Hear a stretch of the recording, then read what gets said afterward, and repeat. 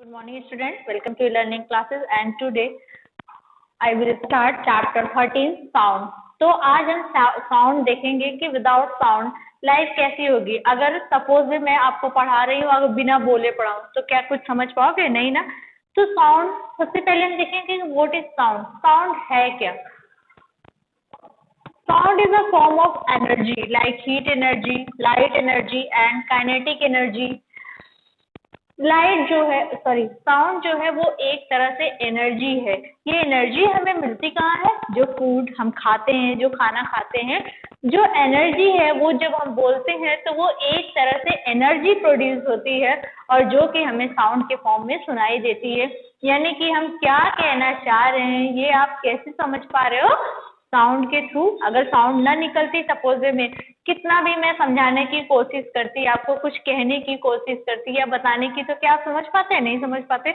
तो साउंड जो है वो हमारी लाइफ में बहुत इंपॉर्टेंट है.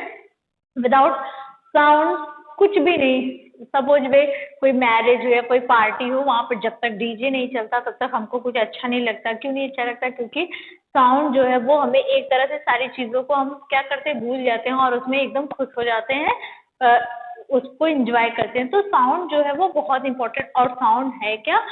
Sound is a energy. यानी कि साउंड एक तरह से क्या है? एनर्जी है. जिस तरह से लाइट एक एनर्जी है, उसी तरह से साउंड भी एक एनर्जी है. जो हम खाते पीते हैं, हमारी बॉडी में जो एनर्जी एब्सॉर्ब है, जो हम बोलते हैं, तो उस फॉर्म में, साउंड के फॉर्म में एनर्जी वो प्रोड्यूस्ड होती है. ठीक है. It causes a sensation of hearing in our ears. ये कॉज करता है सेंसेशन, यानी कि एक हम समझते हैं, सेंसेस होते हैं. ईयर हमारा सेंसर है, वो समझता है कि हम क्या बोल रहे हैं. जैसे मैं अभी जो बोल रही हूँ वो ऑलरेडी आप सुन के समझ पा रहे हैं कि मैं क्या बोल रही हूँ. And second point, sound help us communicate with each other. Sound जो है वो एक दूसरे, कम्युनिकेशन, बात करना, एक दूसरे के बीच कम्युनिकेशन का एक जरिया है. अगर साउंड नहीं होता तो क्या हम और आप कम्युनिकेट कर पाते? नहीं कर पाते. मैं आपसे क्या कहना चाह रही हूँ या आप मुझे क्या कहना चाह रहे हैं, ये विदाउट साउंड पॉसिबल नहीं है, है ना. तो साउंड जो है वो एक एनर्जी है और यह कम्युनिकेशन का एक जरिया है. ये इसके थ्रू हम कम्युनिकेशन नहीं कर सकते. बहुत बड़े बड़े प्रोफेसर या कोई भी हो, अगर हम डॉक्टर के पास गए, अगर सपोज में हम कुछ बोल नहीं रहे हैं, कुछ बता नहीं रहे हैं, तो क्या वो समझ पाएगा? या कोई भी बहुत बड़े साइंटिस्ट हो, वो कुछ भी बताना चाहेंगे तो विदाउट साउंड के वो बता पाएंगे? नहीं बता पाएंगे. तो यानी कि साउंड के बिना हम किसी से कम्युनिकेट नहीं कर सकते, किसी बात को सुन नहीं सकते, समझ नहीं सकते. और जब हम सुनेंगे नहीं तो समझेंगे कहाँ से? ये सवाल ही नहीं है कि समझना क्या है. ठीक है. उसके बाद production of sound, second point से हमारा साउंड प्रोड्यूस्ड कैसे होता है, कहाँ से प्रोड्यूस्ड होता है, कि हम जो बोल रहे हैं वो भी अभी हम देखेंगे. ह्यूमन में कैसे साउंड प्रोड्यूस होता है? वाइब्रेशन के थ्रू साउंड प्रोड्यूस होता है. जब कोई ऑब्जेक्ट वाइब्रेट होता है तब वहां एक साउंड प्रोड्यूस होता है. जैसे हम अपनी आंखें बंद किए रहे, ठीक है, आंखें बंद कर लें, फिर भी अगर हमारे पास से कोई बिना साउंड किए, बिना बोले वहां से पास होता है, तब भी हमें पता चलता है कि यहाँ से कोई गया है. कैसे पता चलता है?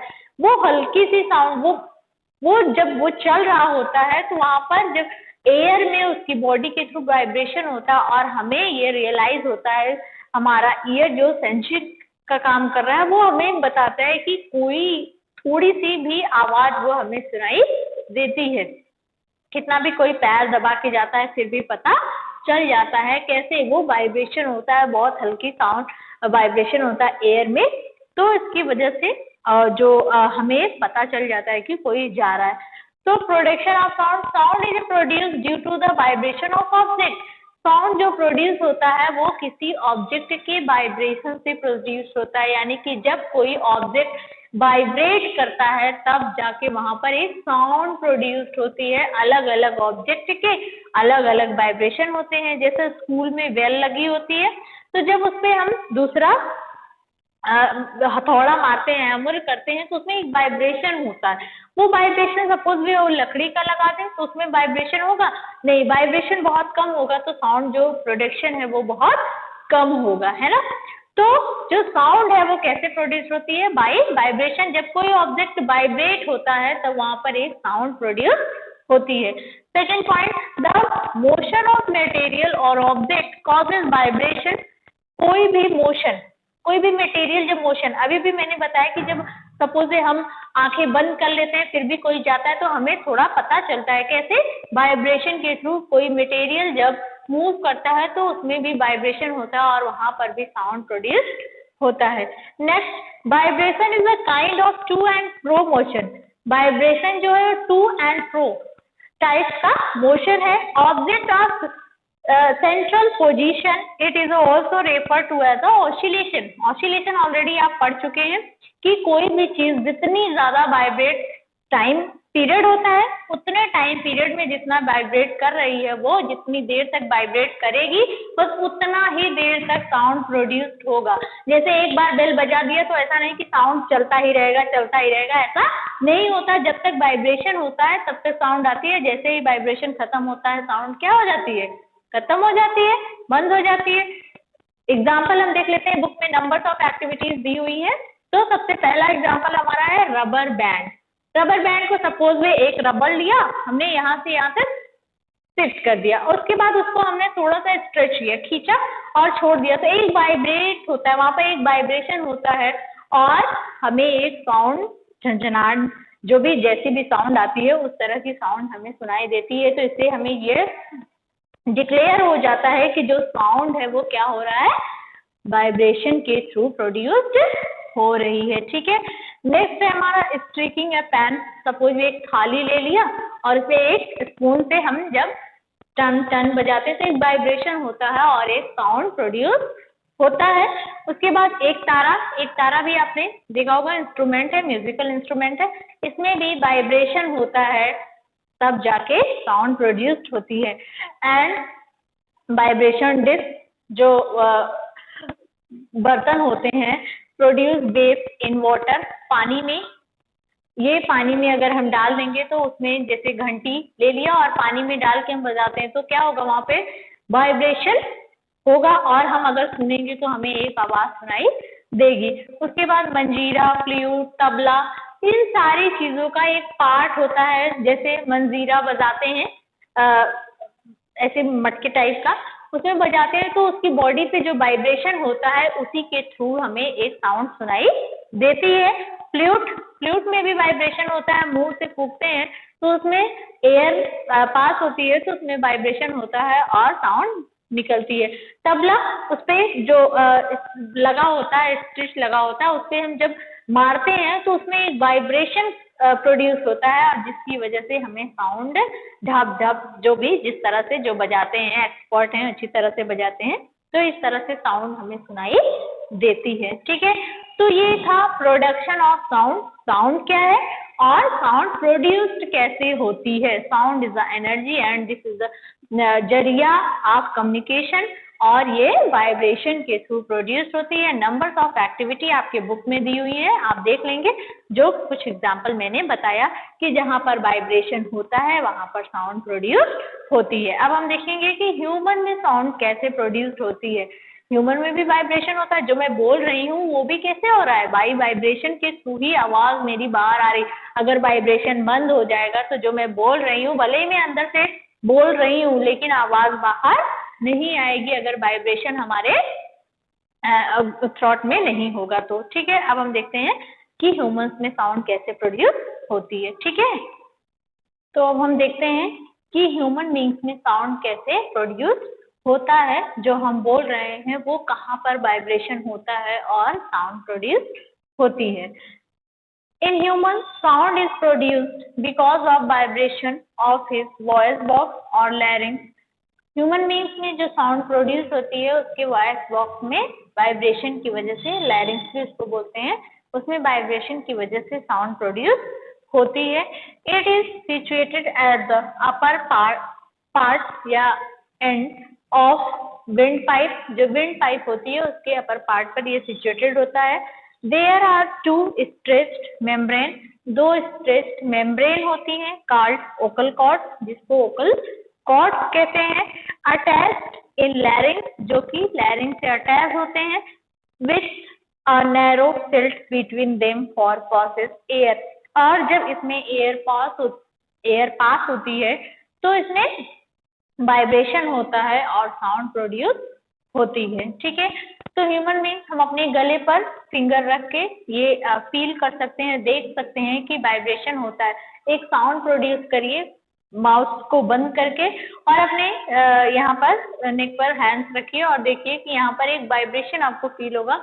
और ये लैरिंक्स जो होता है, वोकल कॉर्ड जो होती है, वहाँ पर जब एयर पास होती है और वहाँ से हम कुछ अंदर से साउंड प्रोड्यूस करना चाहते हैं तो वहाँ पर एक वाइब्रेशन होता है और वही वाइब्रेशन के बाद साउंड जो होती है वो बाहर आती है जो हम बोलना चाहते हैं। ठीक है, propagation of a sound. Sound propagate कैसे होती है? साउंड को प्रोपोगेशन के लिए one place to another place पे जाने के लिए मीडियम की जरूरत होती है, यानी कि सॉलिड, लिक्विड और गैस, ये मीडियम अगर नहीं होगा तो साउंड जो है वो ट्रेवल नहीं करेगी। एक जो हम आप बोल रहे हैं ये बात आपके पास तक नहीं पहुंच पाएगी, यानी कि साउंड को ट्रेवल करने के लिए एक मीडियम की जरूरत होती है। The traveling of sound is called propagation of sound। propagation यानी कि ट्रेवल करना, एक जगह से दूसरे जगह जाना। तो साउंड प्रोपोगेशन कैसे है कि साउंड वन प्लेस से दूसरे जगह पर जा रही है। दूसरा, sound need a medium for propagation. Sound को प्रोपोगेशन करने के लिए वह एक जगह से दूसरी जगह तक पहुंचने के लिए एक मीडियम की जरूरत होती है।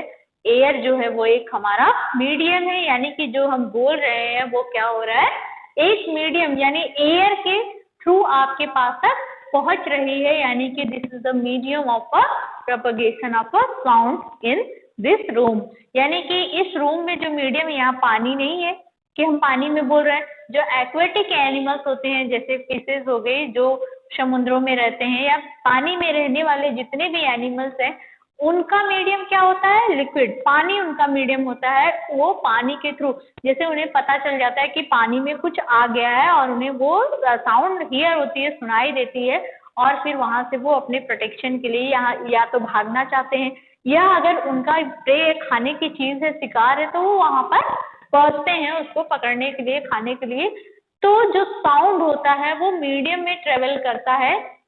जो हमारा एक कोई हमने तार ले लिया, उसको भी देखेंगे यहाँ से अगर पकड़ के यहाँ पे कुछ किया तो उसके एंड पॉइंट दूसरे पॉइंट पे भी साउंड जाती है, यानी कि सॉलिड में भी जो है साउंड हमारा ट्रेवल करता है, लेकिन वैक्यूम में ट्रेवल नहीं करता। Third point, sound can not travel in vacuum.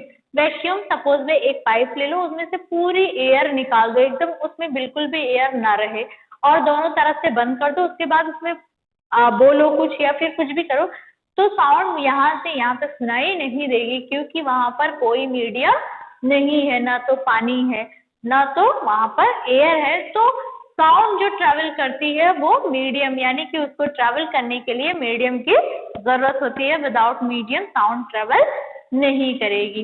ठीक है, तो हमें तीनों पॉइंट क्लियर हो गए। प्रोपोगेशन किसको कहते हैं, ट्रैवलिंग ऑफ साउंड, यानी कि sound one place to another place. And second, sound need a medium for propagation, यानी कि साउंड को एक जगह से दूसरी जगह जाने के लिए मीडियम की जरूरत होती है। Without medium sound one place to another place नहीं जा पाएगी, सुनाई नहीं देगा। अगर यहाँ पर एयर नहीं होगी, इस कमरे में ऑक्सीजन खत्म हो जाए, तो क्या होगा कि जो हम बोल रहे हैं वो आवाज वहां तक या वहां से यहाँ जाएगी नहीं। ठीक है, उसके बाद sound can not travel in vacuum. Simple सी बात है, जहां पर मीडियम नहीं होगा, एयर नहीं होगी या कोई मीडियम नहीं होगा, तो वहां पर साउंड ट्रेवल नहीं करेगी। उसके बाद एक जनरल नॉलेज के लिए मैंने दे दिया, इस तरह के क्वेश्चन ऑब्जेक्टिव या फिर उस तरह से बन सकते हैं। आप हमेशा क्वेश्चन जैसे आप पूछा जा सकता है कि मीडियम मतलब कि कौन से मीडियम में साउंड ट्रेवल कर सकती है, वैक्यूम में ट्रेवल करती है कि नहीं, किस कहाँ पर साउंड ट्रेवल नहीं करती। उसके बाद ओकल कॉर्ड्स क्या है, लैरिंक्स क्या है, ये कहाँ पर होता है। तो ये नंबर्स ऑफ क्वेश्चन इसमें पुट अप हो रहे हैं, जिसको आपको समझना है, पढ़ना। इसी तरह के क्वेश्चन एग्जाम में आते हैं और आपको पर्टिकुलर मिलता ही नहीं कहीं बुक और कॉपी में, तो सिंपल नहीं कर पाते। तो इन सारी चीजों को जो छोटे छोटे हमारे वर्ड्स हैं वही क्वेश्चन आंसर का काम करेंगे। अगर इस तरह से आप पढ़ोगे तो सारी चीजें यूनिकली तैयार हो जाएंगी और आप कर पाओगे। Suppose this is also important making question, vocal cord in men. यानी कि ये वोकल कॉर्ड का कितना लंबा साइज है, 20 मिलीमीटर लॉन्ग। जो मेल होते हैं, आदमी होते हैं, उसमें ये 20 मिलीमीटर लॉन्ग होता है। इन वुमेन्स 15 मिलीमीटर लॉन्ग, और चिल्ड्रंस में बहुत छोटा होता है, बहुत लंबाई जो होती है वो बहुत कम होती है, उसकी यूनिट नहीं दिया हुआ है।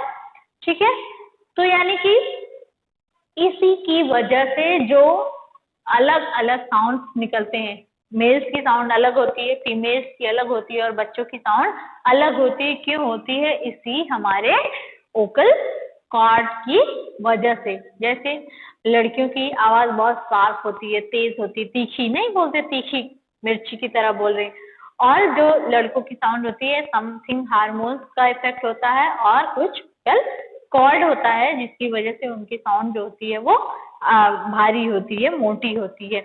और बच्चों में ये इसकी साइज बहुत कम होती है, इसलिए उनकी जो वॉइस होती है वो बहुत स्वीट होती है। ठीक है, उसके बाद जो साउंड होता है वो एक वेव के फॉर्म में चलता है, एक वेव में, यानी कि कहीं साउंड बहुत लाउड है, कहीं पर कम लाउड है। तो उस तरह से एक वेव जहां पर लाउड होगा वहां पर देखते हैं इस फॉर्म में, इस लॉन्गिट्यूडनल फॉर्म में वेव जो होती है वो मोशन करती है, मूव करती है वन प्लेस टू अनदर, यानी कि इस तरह से वो क्रिस्प और क्रॉप बोलते हैं इसको, क्रिस्प इसको और इसको क्रॉप। ठीक है, तो यानी इन दोनों के बीच की दूरी जो है उसको हम वेवलेंथ बोलते हैं, यानी कि एक वेव से दूसरे वेव की क्या लेंथ है, कितनी दूरी है। अगर ये साउंड ज्यादा होगी तो ये बहुत पास पास बनेगा, अगर ये साउंड स्लो होगी, कम होगी, तो ये, अगर एक और पोजीशन, यानी कि अगर ये साउंड ज्यादा होगी तो ये बड़े बड़े स्लॉप आएंगे। ठीक है, अगर ये कम होगी, हम एक ग्राफ के फॉर्म में देखते हैं, ये ग्राफ है, समझ सपोज में यहाँ पर साउंड इस तरह से ट्रेवल कर रही है, अगर कहीं पर साउंड बढ़ जाती है तो ये पोजीशन यहाँ पर आ जाएगा, अगर साउंड कम होती है तो ये यहीं पर जाएगा। ठीक है, तो इस तरह से एक ग्राफ हमें मिल जाएगा, साउंड कहाँ पर ज्यादा, कब तेज हुई और कब कम हुई। ठीक है, तो इस तरह से साउंड जो होती है वो ट्रेवल करती है। ठीक है, पिच पे कैसे, कहाँ पे श्रिल है, कहाँ पर तेज है, तो ये इस तरह से ट्रेवल करती है हमारी साउंड। तो ह्यूमन बीइंग से हमने देखा कि साउंड कैसे प्रोड्यूस्ड होती है, वोकल कॉर्ड मेन फंक्शन है, उसकी वजह से वहां पर वाइब्रेशन होता है और साउंड प्रोड्यूस होती है, जो हम बोलते हैं वो आवाज बाहर सुनाई देती है। और साउंड ट्रेवल कैसे करती है, जो हमने बोला वो आपके पास तक पहुंचा कैसे, एक मीडियम की वजह से पहुंचा, यानी कि यहाँ पर जो मीडियम वो गैस का मीडियम है, हवाएं जो है वो क्या है, गैस है, इसके मीडियम के थ्रू पानी में भी गैस आवाज ट्रेवल करती है। तो इस तरह से प्रोपोगेशन ऑफ साउंड हमने देखा, और ह्यूमन बींग्स में कैसे साउंड प्रोड्यूस होती है। ठीक है, ओके स्टूडेंट, तो अभी तक हम देख रहे थे कि साउंड प्रोड्यूस्ड कैसे होती है, निकलती कैसे, बोलते कैसे हैं हम, वो सुनाई कैसे देता है। अब हमें देखना है कि सुनाई कैसे देता है, हम सुनते कैसे हैं। अभी तक माउथ के थ्रू जो voice box, vocal cord, numbers of things की वजह से ही क्या हो रहा था, वाइब्रेशन की वजह से साउंड प्रोड्यूस्ड हो रही थी। लेकिन ये हमें सुनाई कैसे देती है, ईयर के फंक्शन को अब हम देखेंगे। ठीक है, साउंड बोलना जरूरी नहीं है, जो मैं बोल रही हूँ वो मैं बोल रही हूँ, ये जितना जरूरी उतना जरूरी है कि तुम उसको सुनो भी, है ना। अगर तुम सुनोगे नहीं तो मेरे बोलने का कोई मतलब नहीं होगा। यानी हम कुछ जब बोलते हैं तो वो किसी को सुनाने के लिए बोलते हैं, अपने आप से तो नहीं बोलते, ऐसे बोले जाए कोई मतलब नहीं, ऐसा नहीं होता। हम जो चीज बोलते हैं वो कोई सुन रहा है, ये दोनों इम्पोर्टेंट है, यानी कि जो बोल रहा है वो इम्पोर्टेंट है एंड जो सुन रहा है वो भी इम्पोर्टेंट है। अब हम देखेंगे कि सुनाई कैसे देती है, जो कोई बोल रहा है वो हम सुनते कैसे हैं।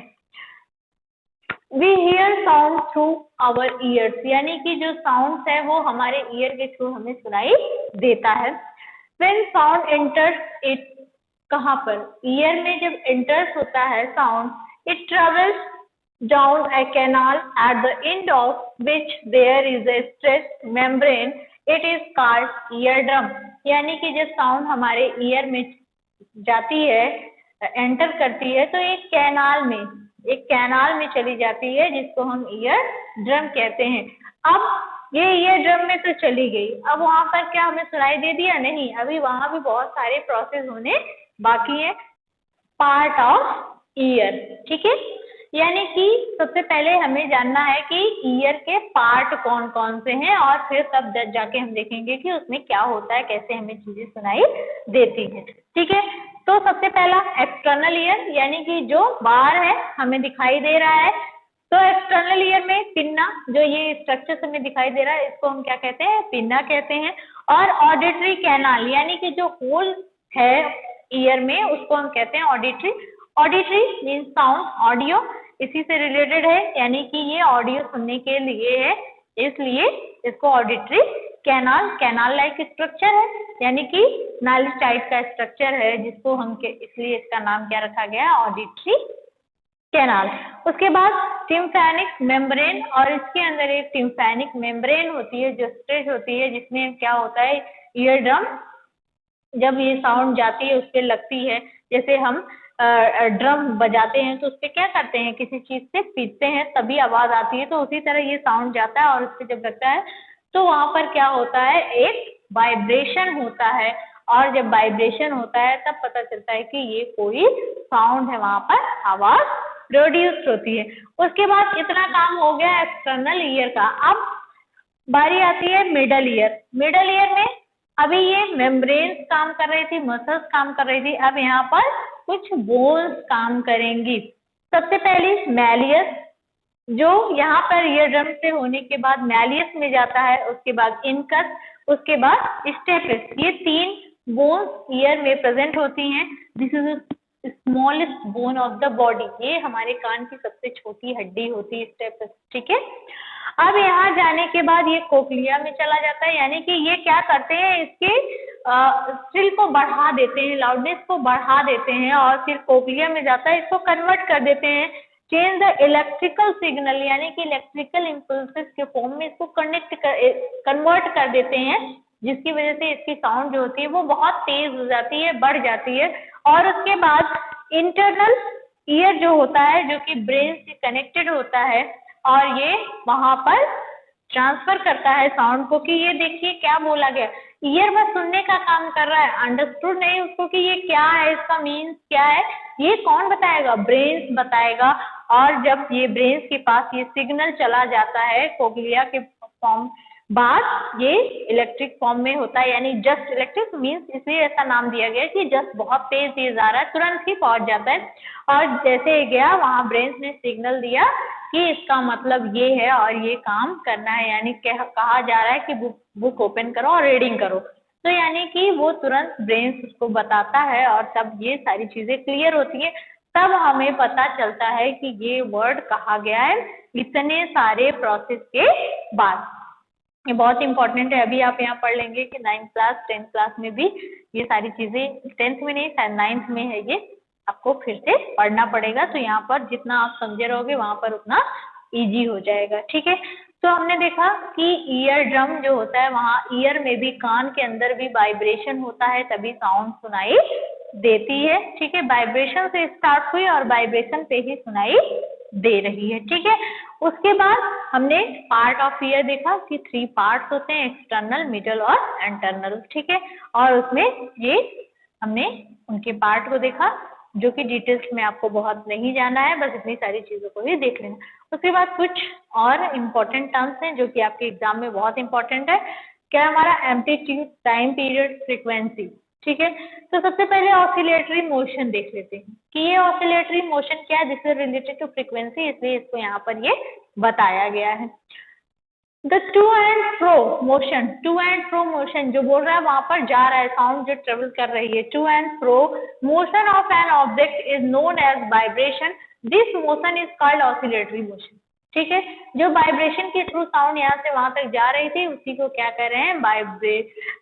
ऑसिलेटरी मोशन कह रहे हैं। द नंबर ऑफ ऑसिलेशन पर second is called the frequency of oscillation, यानी कि एक सेकेंड में जितना ये मोशन हो रहा है, जितना ऑसिलेशन पर सेकेंड हो रहा है, उसी को कहते हैं फ्रीक्वेंसी ऑफ ऑसिलेशन, और इसको हम मेजर करते हैं हर्ट्ज में और रिप्रेजेंट करते हैं Hz से, ठीक है। उसके बाद हमारा आता है टाइम पीरियड। एक वेव को कंप्लीट होने में जितना टाइम लगता है उसी को कहते हैं टाइम पीरियड। ठीक है, इसको हम टी से रिप्रेजेंट करते हैं और इसकी यूनिट होती है सेकेंड। सेकेंड में यानी कि 1 सेकेंड में कितना बना, this is a time period. 2 second में, 1 सेकेंड में जितना बनता है वही है उसका टाइम पीरियड। जितना वेव यानी 4 सेकेंड में बना, 5 सेकेंड में बना, जितना भी बना वो है उसका टाइम पीरियड। उसके बाद है हमारा एम्पलीट्यूड। मैक्सिमम डिस्प्लेसमेंट यानी कि दोनों वेव के बीच जो डिस्प्लेसमेंट होता है उसी को कहते हैं हम amplitude. Associated with a particles constituent a wave is called amplitude, is represented by A and इसकी यूनिट जो होती है वो मीटर होती है। इसको मीटर में मेजर करते हैं कि कितना दूर है। ठीक है, कितनी दूर तक साउंड गया, जैसे मैं यहाँ से बोल रही हूँ कि ये कितनी मीटर तक जा रहा है और इनके बीच कितना डिस्प्लेसमेंट है, पार्टिकल्स के थ्रू जितना डिस्प्लेसमेंट एसोसिएट हो रहा है वही उसका एम्पलीट्यूड है। ठीक है, तो ये सारे टर्म्स हमने देख लिए, ये एग्जाम में आपको डेफिनेशन के फॉर्म में आ सकते हैं। इसको आप प्रॉपर लर्न कर लीजिएगा कि क्या क्या है हमारे एम्पलीट्यूड क्या होता है, टाइम पीरियड क्या है, फ्रीक्वेंसी क्या है, ऑसिलेटिंग मोशन क्या है। ठीक है, इन सारी चीजों को आप देख लेंगे, इनके यूनिट क्या है और ये कैसे रिप्रेजेंट किया जाता है और ये किस तरह से वेव फॉर्म होती है। जैसे लॉन्गिट्यूडनल वेव में हमारी जो साउंड है वो लॉन्गिट्यूडनल वेव में चलती है और ये जो होता है इसको हम वेवलेंथ कहते हैं, इनके बीच की दूरी। ठीक है, लाउडनेस एंड पिच यानी कि साउंड जितनी लाउड होगी उतना पिच फॉर्म होगा। ठीक है, लाउडनेस जो होती है कि नंबर्स ऑफ ऑब्जेक्ट होते हैं, किसी किसी की साउंड बहुत ज्यादा, जैसे कि घर में एक एडल्ट एक बच्चा, अगर एक एडल्ट चिल्लाते हैं और एक बच्चे, तो नंबर्स ऑफ डिफरेंसेस, एक की आवाज जो होती है वो श्रिल होती है, शार्प होती है और दूसरे की जो होती है वो मोटी होती है बट साफ नहीं होती, बहुत चुभने वाली आवाज नहीं होती, उसकी जो पिच होती है वो कम होती है। ठीक है, तो जैसे फॉर एग्जाम्पल हम देख लेते हैं ड्रम बीट करते हुए सभी ने सुना, स्कूल में भी ड्रम बीट होता है, तो उसकी जो पिच होती है वो बहुत कम होती है, यानी कि जो पिच होती है इस फॉर्म में, यानी कि low frequency of vibration then low pitch, यानी कि जो फ्रीक्वेंसी होती है वाइब्रेशन की वो कम होती है, यानी कि बहुत ज्यादा जल्दी जल्दी वाइब्रेट नहीं हो रहा है, यानी कि बहुत तेज वाइब्रेशन नहीं है उसमें, इसीलिए इसको हम क्या कहते हैं लो पिच, यानी कि ये कम पिच, यानी कि फ्रीक्वेंसी जब कम है, लाउडनेस जो है वो उसकी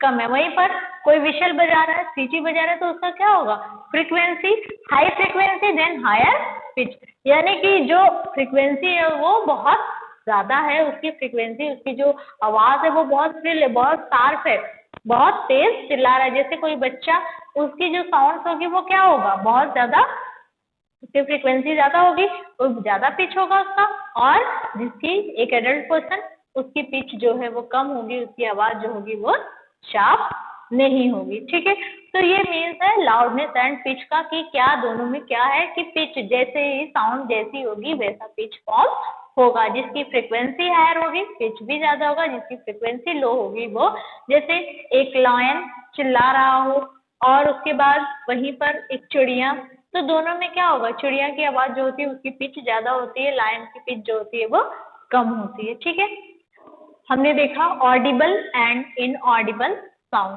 हम देखते हैं ऑडिबल इनऑडिबल साउंड क्या है। ऐसा साउंड जिसको हम नहीं सुन सकते उसको इनऑडिबल साउंड कहते हैं, और जिसको हम सुन सकते हैं उसको कहते हैं ऑडिबल साउंड। ऐसा साउंड जो एबिलिटी हो सुनने की, दैट्स कॉल्ड ऑडिबल साउंड, और जिसको हम नहीं सुन सकते उसको कहते हैं इनऑडिबल साउंड।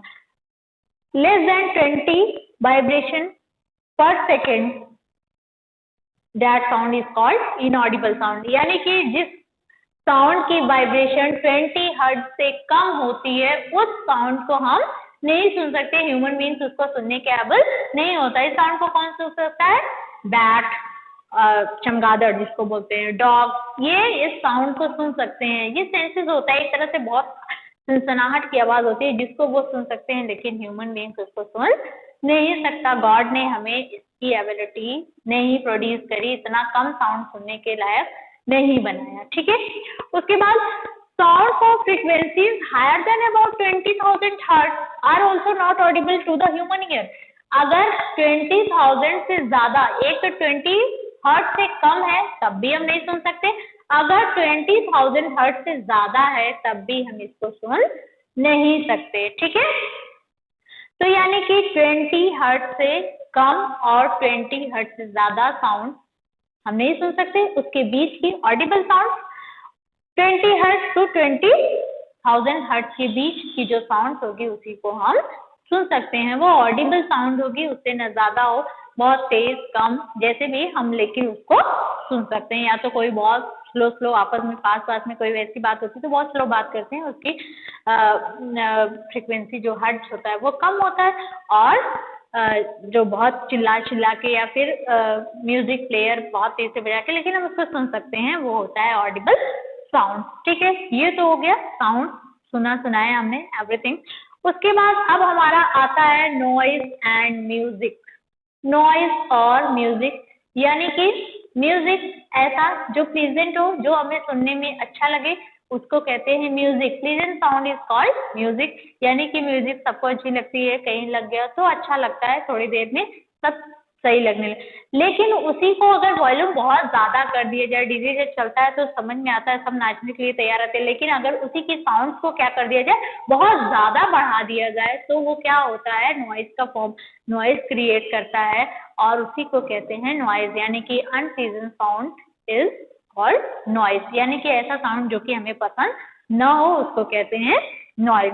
उसके बाद नॉइज पोल्यूशन। नॉइज पोल्यूशन क्या है, जो नॉइज के थ्रू होने वाला pollution is called noise pollution, यानी कि साउंड से जो पोल्यूशन क्रिएट हो रहा है हमारे इन्वायरमेंट में उसी को हम कहते हैं नॉइज पोल्यूशन। ये होता कैसा है, अभी तो इतनी गाड़ियां हो गई, पहले लोग साइकिल चलते थे, बहुत कम गाड़ियां थी तो उतना नॉइज पोल्यूशन नहीं होता था, लेकिन अभी क्या हो गया है, बहुत ज्यादा नॉइज पोल्यूशन बढ़ गया। यहाँ से वहां भी जाना है तो हम गाड़ी के बिना नहीं जाएंगे और उसमें 25 बार हॉर्न तो बजाना ही है उसके बाद, ताकि पता चले कि हम इस गली से जा रहे हैं, ठीक है।